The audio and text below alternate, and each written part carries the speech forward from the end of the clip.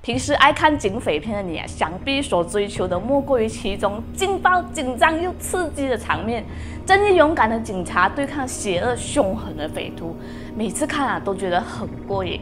现实中若问到南洋最凶悍的匪徒究竟是哪一个，我想有大马头号大盗和南洋第一悍匪双称号的莫达清当名列第一。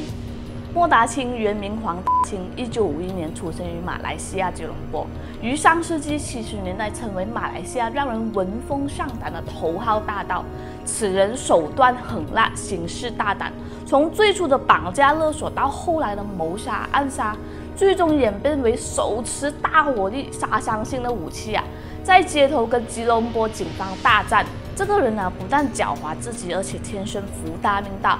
今天我们就来说说这位一度被大马人民所神化，被塑造成一个抓不到、打不死的传奇人物莫达清。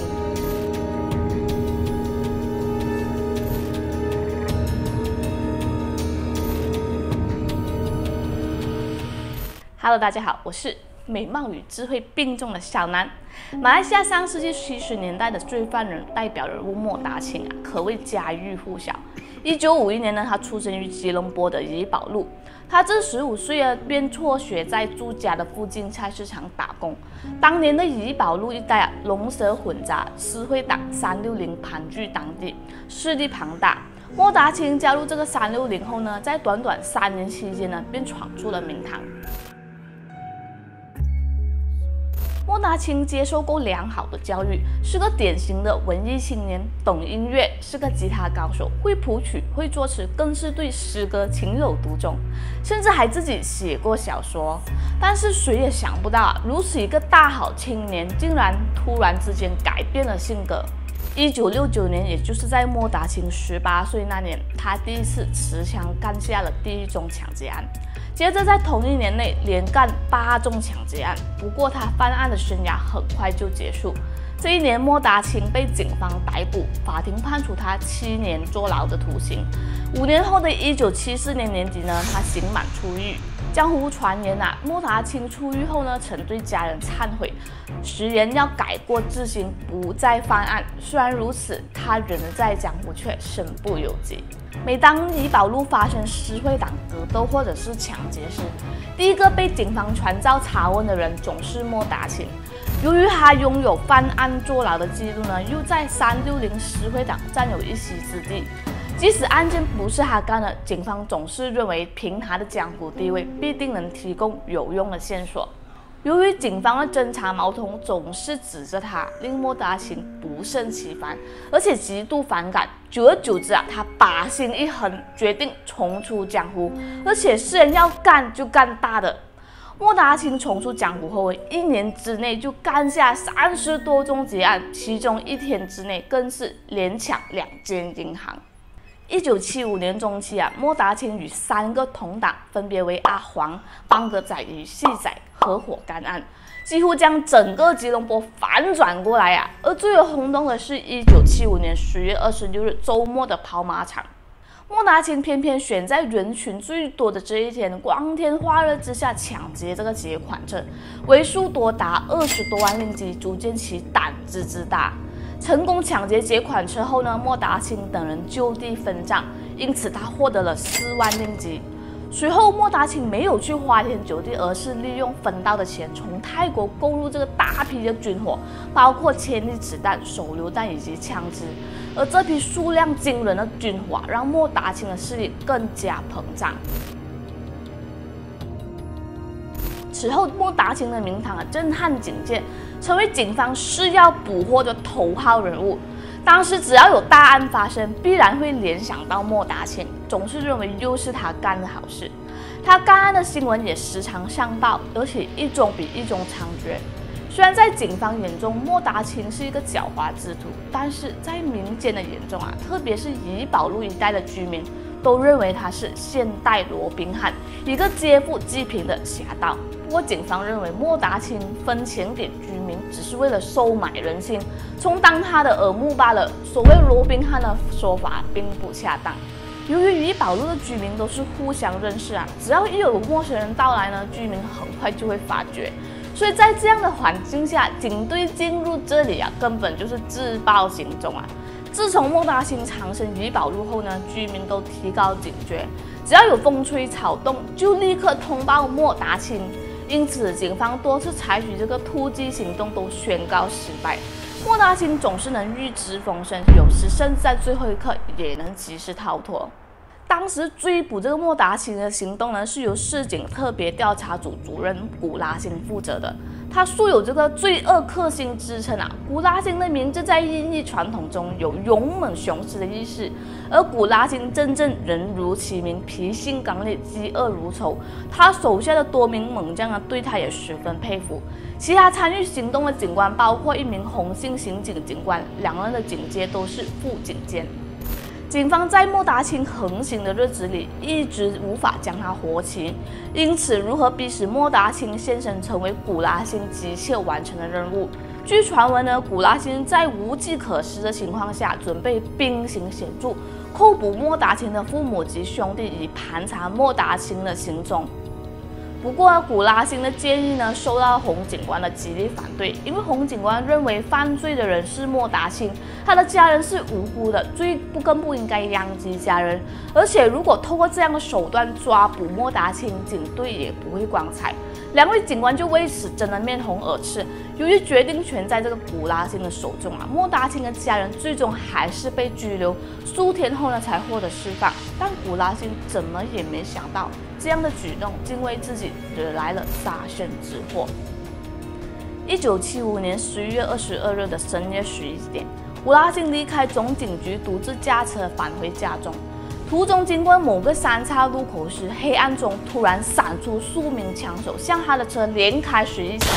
车内的古拉辛虽然带有配枪，但他根本没有还击的机会。在枪林弹雨之中，有一颗子弹贯穿车门，射入古拉辛的体内。好在古拉辛中枪后还能保持镇定，他立刻踏足油门开往最近的警局，由警员送往医院。经过医生的抢救后呢，古拉辛才逃出鬼门关。他的肋骨不但被子弹击碎还穿过肝脏和肺部，伤势可以说是相当严重。他能死里逃生也是奇迹的发生了。事后查明了，莫达清果然是因为不满家人被扣留，当晚就与同党采取这个报复的行动，计划半路阻击古拉辛。但在事发不久后的某天，却传来了莫达清同党阿黄被杀，并被弃尸在甲洞一个偏僻荒野的消息。这个消息一出可以说是引起了黑白两道的关注，因为阿黄可是莫达清最得力的助手，为何他会被杀？如何被杀的种种疑问都是引起大家议论纷纷的。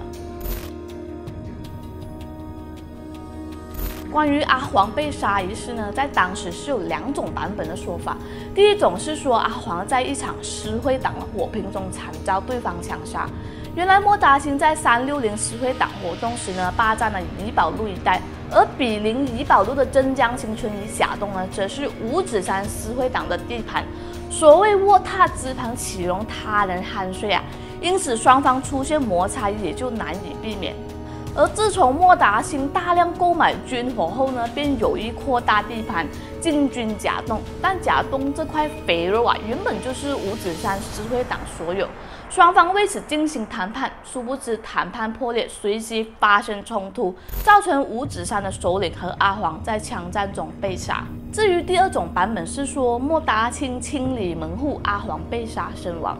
由于当时阿黄在组织里是做第2把交椅，他一直也对第1把交椅虎视眈眈。莫达清见阿黄有异心意图抢夺这个大哥地位，于是便约他来这个甲洞偏僻荒野谈判。据称，为了解决这场纷争，双方同意模仿牛仔片的生死决斗方式，以枪法定高下。我想熟悉西方牛仔片的观众应该都知道，牛仔的决斗方式是2人各持手枪背靠背，然后分开漫步前行。当裁判的同党喊到第30声时，2人急速转身开枪。阿黄因为身手不够敏捷呢，而莫达清的枪法又奇准无比，结果被击中身亡。不过这2个版本，警方不愿证实也不愿否认，但是我个人呢是比较相信第1个版本的。我想甲洞既然是五指山诗会党的地盘2人是不可能去别人的地盘闹笑话的。何况五指山实惠党的首领也在当天身亡，可见第一个版本是比较可靠的。在阿黄逝世后呢，莫达清的得力助手就只剩下邦格仔和细仔两个人。1976年2月16日的夜晚警方获得情报，便出动警队去怡保路重重包围一间幕僚室的板厂。原来莫达清和邦格仔与另外3名同党正藏身于此。警队借着板厂内的树桶为掩护在黑暗中逐渐逼近办事处。不久，双方发生激烈枪战。莫达清等人在困兽之斗时，突然向警队掷出一枚手榴弹，幸亏手榴弹失灵，没有爆炸。这场浴血枪战历时了大约4个小时，其中2个中枪的匪徒企图突围失败而被捕获。枪战平息后呢，警队搜遍整个板厂，发现邦格仔与细仔卧尸在厨房，但是却不见这个莫达清的踪迹。正当众人心急如焚时办事处内突然传出一声巨响，有个人从天花板跌落在地，这人正是警队遍寻捕获的莫达清。原来他身中了6枪，藏身在天花板上。所幸莫达清无力举枪射击否则天花板下的警员肯定遭这个冷枪射杀。根据警方事后公布呢，警队在当晚的突击行动时总共发射了500发以上的子弹。记者问警方的情报从何而来古拉清展示一张高空拍摄的鸟瞰图，说早在1个星期前，警方就已经派出直升机侦察怡保路，并拍下板厂的全景。不但掌握了板厂的地形还密切监视莫达清的行踪，所以这次的行动才得以成功。莫达清从1975年4月重出江湖到落网，历经了10个多月。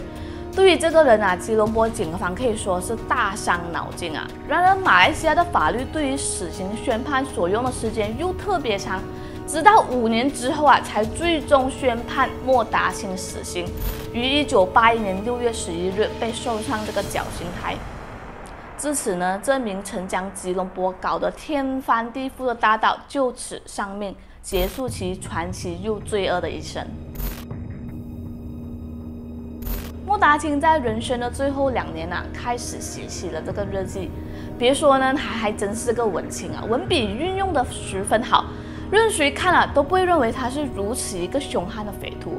许多人都不明白，本来可以利用的文化和知识而改变人生的一个人，为什么会抓起枪去杀人放火呢？或许在他青年时期遭遇过什么重大变故吧。若非如此，一个人为何会突然之间改变人性？这也不得不说是个谜了。好的，以上就是今天这期视频的全部内容。在此，小南也想和一直以来有在关注我频道的观众朋友说明从今年5月开始呢，我的频道会每个星期更新2支视频，一个是关于商业品牌的故事，另一个则是奇闻异事。所以喜欢听故事的你们记得按个赞，让我知道，还有分享出去。新朋友也别忘了点击你右下方订阅我的频道，还有开启旁边的小铃铛，这样你就不会错过我任何的视频啦。想要知道我最新动态，也可以关注我的 Facebook 和 IG。我们下期再见喽，拜拜。